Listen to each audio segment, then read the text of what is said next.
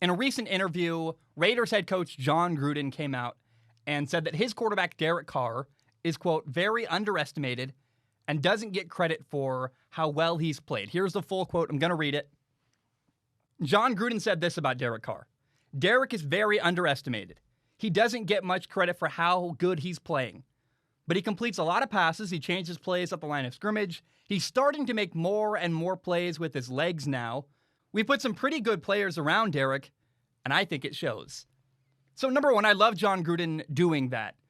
Coming out, defending your quarterback. Number one, it's good for the team to hear that. There's a lot of people who have doubted Derek Carr, myself included, by the way.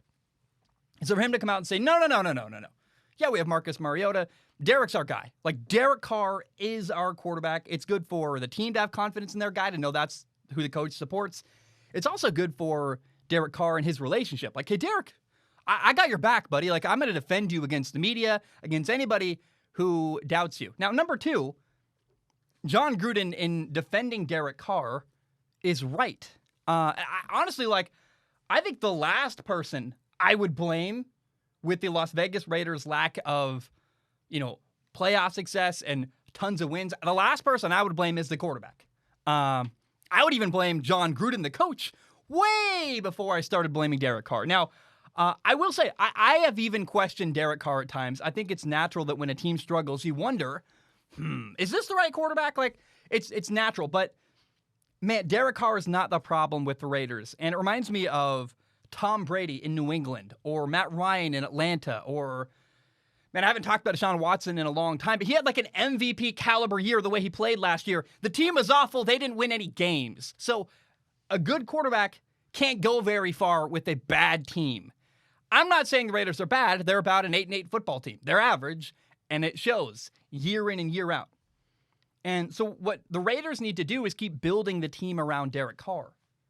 There are endless examples of great quarterbacks on bad teams that don't win. Matt Ryan in Atlanta, they went 4-12. They were awful, last in their division. Carson Palmer had to leave Cincinnati because he didn't get the support he wanted. And he won a lot in Arizona. So I think, man, we often are a little too quick. Myself, I've been one of these guys before too. We're so quick to blame quarterbacks when so often it's the team around them or the coaching or something going on in the organization. There are times where criticizing a quarterback is warranted, for sure. Like, I'm not saying never blame the quarterback. You can't have ultimatums like that, big grandiose statements. But when you treat things on a case-by-case basis, and then you look at the Raiders situation, you go, in this particular situation, Derek Carr is not the problem with the Raiders. So I really like Jon Gruden coming out and supporting him. I think he's totally right. And again, I want to repeat this. I would blame Jon Gruden, the head coach, well before I went down the list and found a reason to blame Derek Carr for their lack of major success with the Raiders.